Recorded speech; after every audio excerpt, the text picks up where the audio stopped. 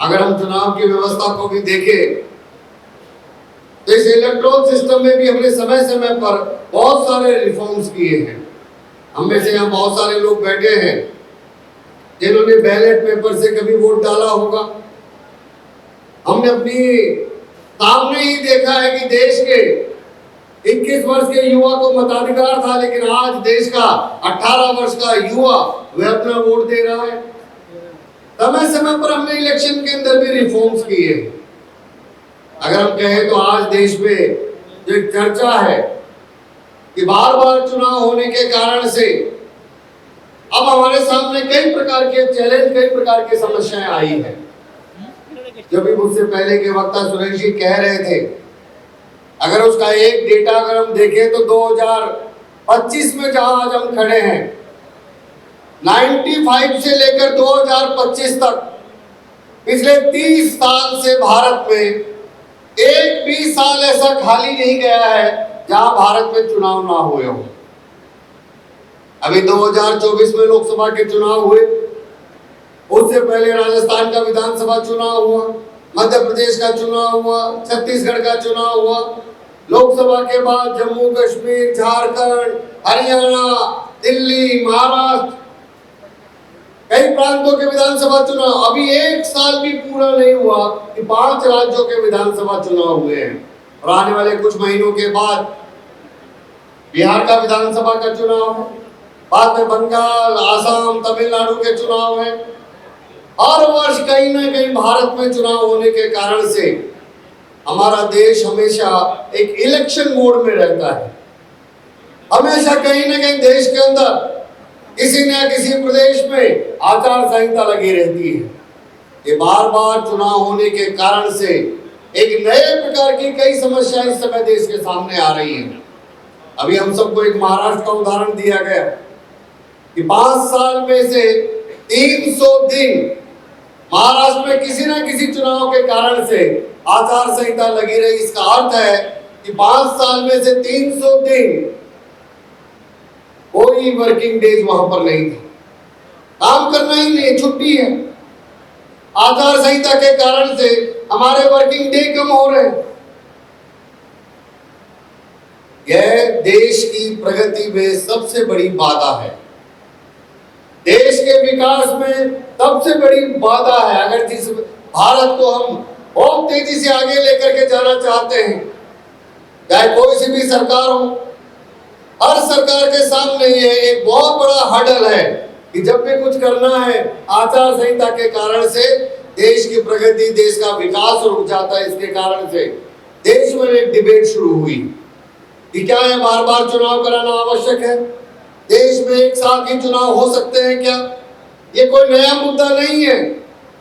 देश में जब पहली बार चुनाव हुए 52 में से लेकर 67 तक 4 जनरल चुनाव, 4 आम चुनाव, 4 लोकसभा के चुनाव, 20 साल तक भारत के अंदर लोकसभा और विधानसभा के चुनाव एक साथ होते थे।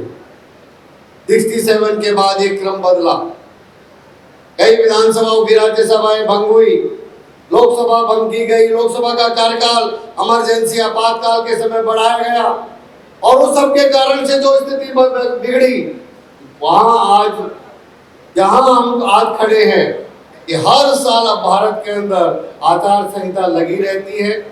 5 साल के कार्यकाल में से लगभग 1 साल केंद्र सरकार का हो चाहे राज्य सरकारों का हो, आचार संहिता के कारण से वहां विकास के काम, वहां के बाकी अन्य काम सब स्लो हो जाते हैं या पेंडिंग हो जाते हैं।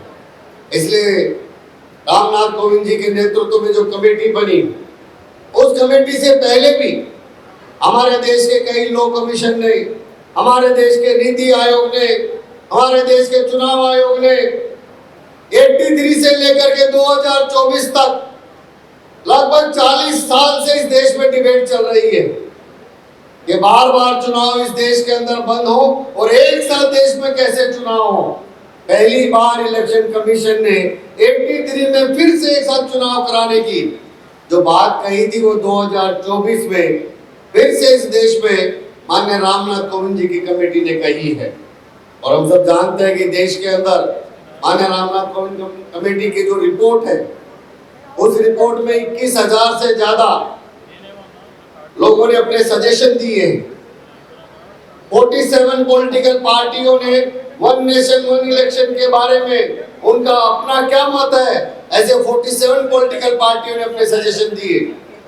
18,000 की इस रिपोर्ट में, पेज की रिपोर्ट में हाउस में बिल आने के बाद आज वह जॉइंट पार्लियामेंट्री कमेटी के माध्यम से देश में एक डिबेट हो, चर्चा हो कि कैसे ये हम बार बार चुनाव होने की समस्या से मुक्ति पा सकते हैं।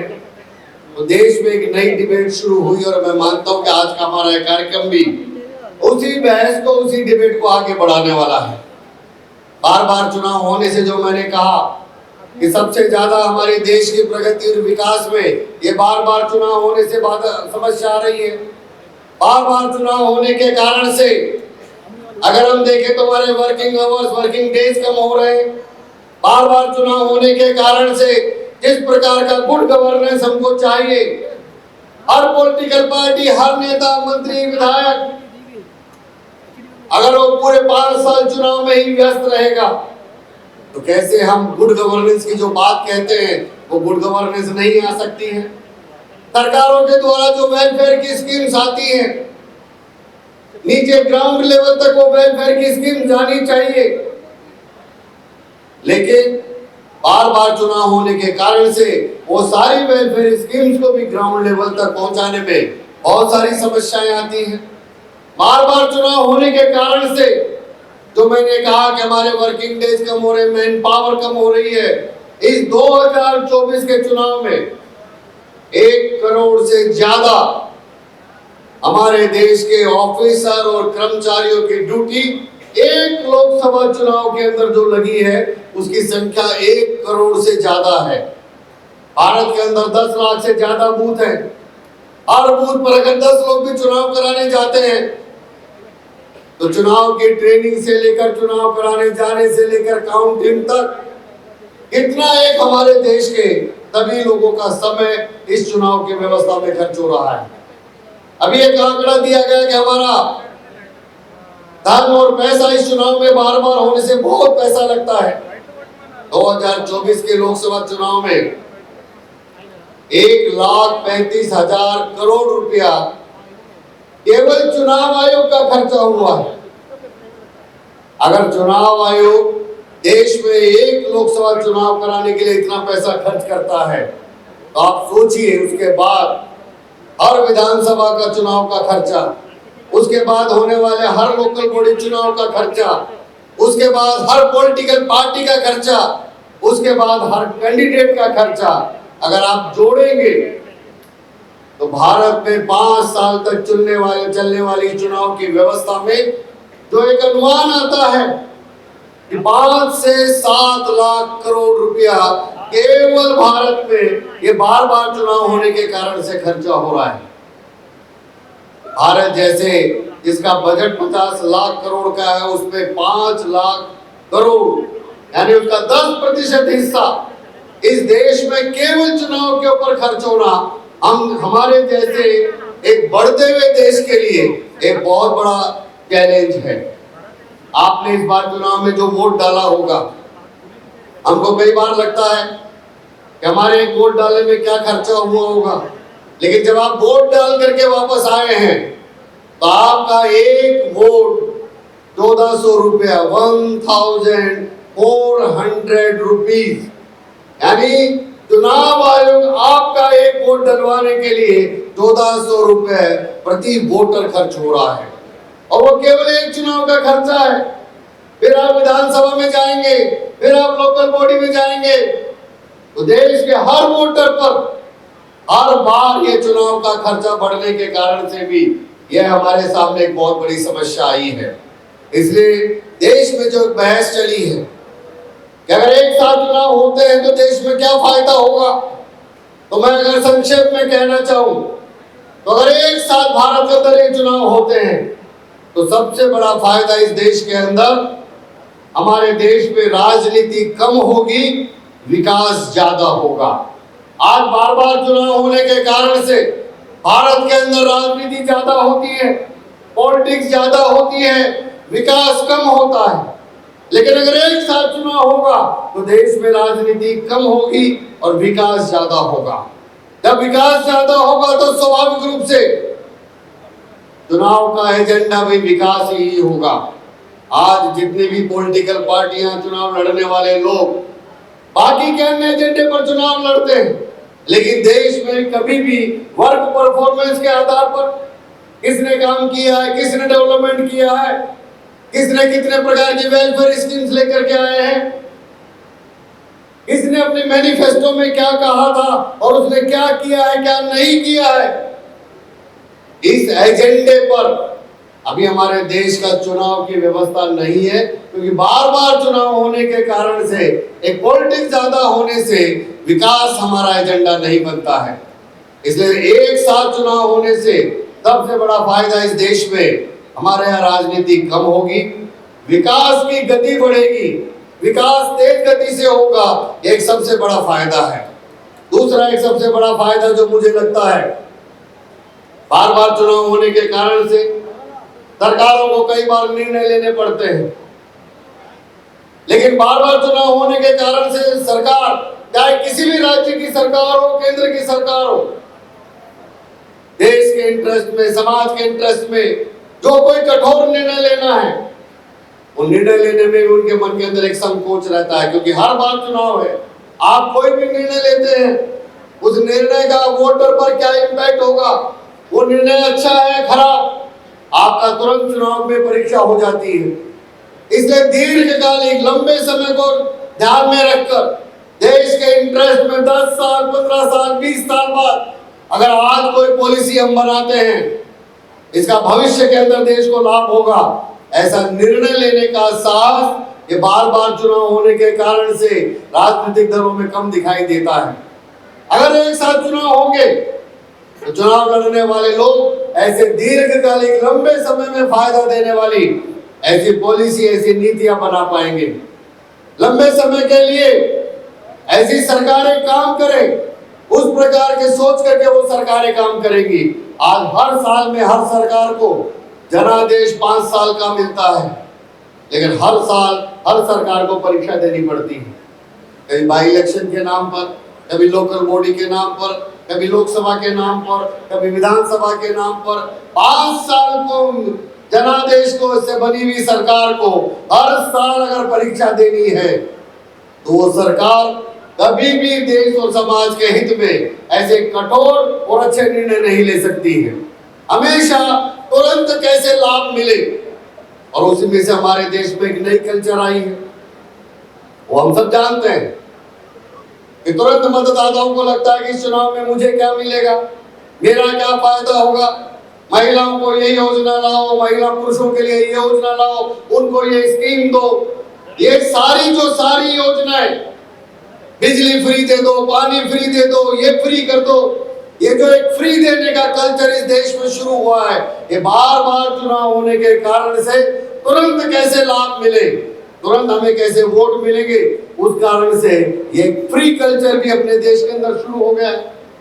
अगर एक साथ चुनाव होगा तो एक लंबे दूरी के विजन के साथ देश और समाज का भविष्य किसमें अच्छा है, वो सोच करके शायद तभी पॉलिटिकल पार्टी और चुनाव लड़ने वाले लोग ठीक प्रकार से निर्णय ले पाएंगे। यहाँ बहुत सारे व्यापारी बैठे हैं, आज हम लोग मिले, हमारे साथ मोतीलाल जी भी हैं, और बहुत सारे, मैं कई बड़े उद्योगपतियों से आज मिला, इंडस्ट्रियलिस्ट से मिला। अगर एक ही बार चुनाव होगा, यहाँ पर मेरे सामने लोग बैठे, उनको भी एक फायदा है। बार बार चुनाव होता है तो बार बार चंदा देना पड़ता है। 5 साल में एक ही बार चुनाव होगा तो कम से कम एक ही बार ही व्यापारियों को भी पैसा देना पड़ेगा। हर पॉलिटिकल पार्टी, हर चुनाव लड़ने वाले को सहयोग करना, हर साल उनको सोचना पड़ता है ये चुनाव आएगा तो क्या करना है। और मैं तो आश्चर्यजनक, मैं राजस्थान का रहने वाला हूँ, लेकिन मैंने उत्तर प्रदेश में काम किया है। हम लोग उत्तर प्रदेश, राजस्थान वाले लोग चुनाव में सोच भी नहीं सकते कि कभी चुनाव में इतना पैसा खर्च होता होगा। मैं पहली बार जब तेलंगाना आया तो पहली बार मुझे लगा कि एक विधानसभा चुनाव में इतना पैसा खर्च हो सकता है।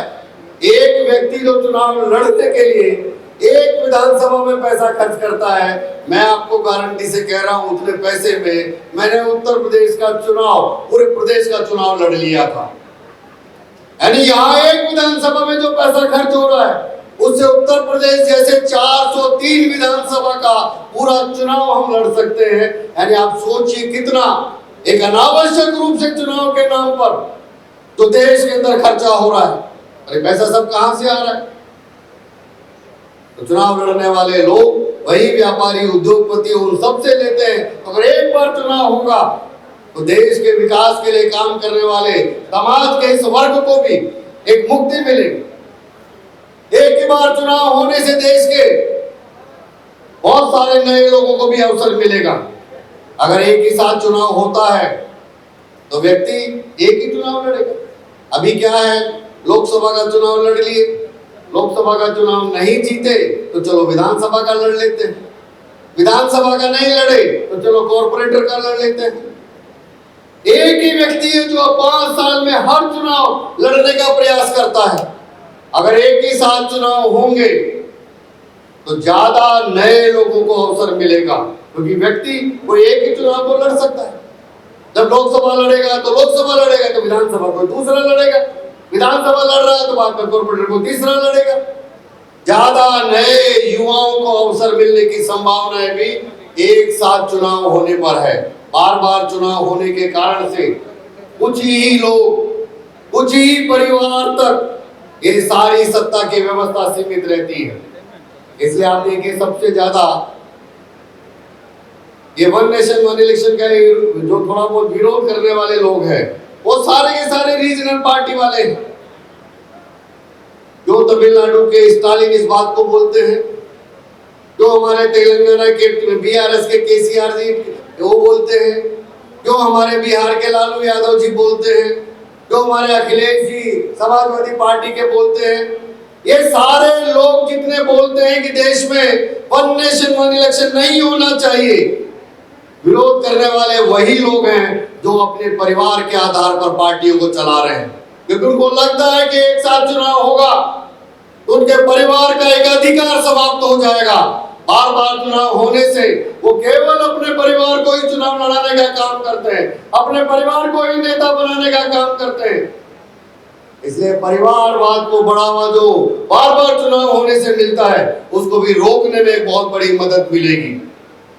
इसलिए देश में एक बार चुनाव होने के नए लोगों को अवसर भी मिल रहा है, परिवारवाद भी रुकता है, देश का पैसा भी बचता है, देश के व्यापारी उद्योगपति उनका भी पैसा बचता है, हमारी जीडीपी 1.5% तक बढ़ती है। हम देश के हित में अच्छे कठोर निर्णय ले सकते हैं, हम देश के लिए बहुत सारी वेलफेयर स्कीम्स ला सकते हैं और 5 साल तक चुनाव लड़ने के बाद फ्री होकर जिस प्रकार का एक गुड गवर्नेंस देश की जनता को चाहिए उस प्रकार का एक गुड गवर्नेंस भी हमारे सारे जनप्रतिनिधि दे सकते हैं। चुनाव की व्यस्तता से एमएलए भी मुक्त रहेंगे, एमपी भी मुक्त रहेंगे, मंत्री भी मुक्त रहेंगे, पोलिंग पार्टियां भी मुक्त रहेंगी, सब लोग फ्री हैं। 4-4.5 साल तक अगर फ्री है चुनाव के बाद तो देश की एक जो बहुत बड़ी ताकत है, ये बहुत बड़ी ताकत इस देश के लिए काम कर पाएगी। इसलिए वन नेशन वन इलेक्शन के कारण से तो देश में कई प्रकार के फायदे होंगे और मैं मानता हूं जिस प्रकार का एक विकसित भारत बनाना हम चाहते हैं, प्रधानमंत्री जी ने एक लक्ष्य तय किया है कि 2047 में जब भारत की स्वाधीनता के 100 वर्ष पूरे होंगे उस समय भारत एक विकासशील देश नहीं होगा, भारत भी एक विकसित भारत होगा। आज 5वीं अर्थव्यवस्था दुनिया की बने हैं, हमने लक्ष्य लिया है कि हम तीसरे नंबर पर भारत को लेकर जाना है। हम दुनिया का एक बड़ा देश विकसित भारत बनाना चाहते हैं। तो उस प्रकार के विकसित भारत को बनाने में जो भी हम सबके सामने समस्याएं हैं, जितने भी स्पीड ब्रेकर हैं, वो सारे स्पीड ब्रेकर हटाने से ही हम अपनी स्पीड को ठीक कर पाएंगे। आज विकसित भारत बनाने के अंदर देश में यह बार बार चुनाव होना भी हमारे लिए एक बहुत बड़ी हर्डल है। देश की मैन पावर, देश का बहुत बड़ा पैसा देश के लोगों का श्रम, साधन, दिमाग, एनर्जी, ऊर्जा केवल पॉलिटिक्स के इर्द गिर्द घूम रही है। अगर एक साथ चुनाव होते हैं तो देश के सभी रहने वाले 140 करोड़ लोग अपने उस समय को, अपने पैसे को, अपने परिश्रम को अगर हम सब मिलकर देश के लिए लगाएंगे तो जिस प्रकार का एक विकसित भारत 2047 में बनाने का जो एक लक्ष्य लेकर के हम चले हैं, उस प्रकार का भारत बनाने के लिए मैं मानता हूं कि ये बार बार चुनाव होना एक स्पीड ब्रेकर है, एक हमारे लिए हडल है। केवल बार बार चुनाव की जगह एक बार चुनाव हो जाएंगे तो भारत विकसित हो जाएगा, ऐसा नहीं है। हाँ, लेकिन हमारी स्पीड तेज हो जाएगी, हमारा एक स्पीड ब्रेकर हटेगा, हमें समय मिलेगा। चाहे कोई भी सरकार में आए, हर सरकार, हर जनप्रतिनिधि के लिए अगर उसको समय मिलता है तो स्वाभाविक रूप से जिस प्रकार के वादे करके, जिस प्रकार के लक्ष्यों को लेकर लोग चुनाव लड़ करके आ रहे हैं, जीत करके आ रहे हैं, सही प्रकार से उनको काम करने के लिए एक समय मिलेगा। और मेरा मानना है कि यह एक साथ चुनाव होना इस समय आने वाले भारत के भविष्य के लिए, एक विकसित भारत के लिए, एक देश की राजनीति को बदलने के लिए आज हम नहीं सोच रहे, लेकिन अगर भारत में यह वन नेशन वन इलेक्शन हो गया तो आने वाली पीढ़ियां जरूर इस भारत की राजनीति को बदलता हुआ देखेगी। आज जो हमारे सामने राजनीति है, अगर उस राजनीति को बदलना है तो स्वाभाविक रूप से ये एक सबसे बड़ा हमारे सामने अवसर आया है।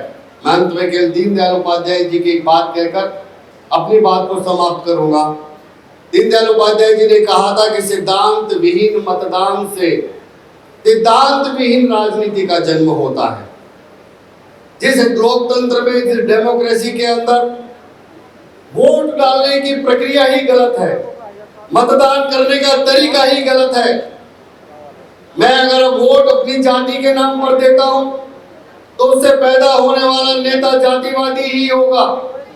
अगर मैं पैसा लेकर किसी को वोट देता हूं तो उससे पैदा होने वाला नेता भ्रष्टाचारी ही होगा।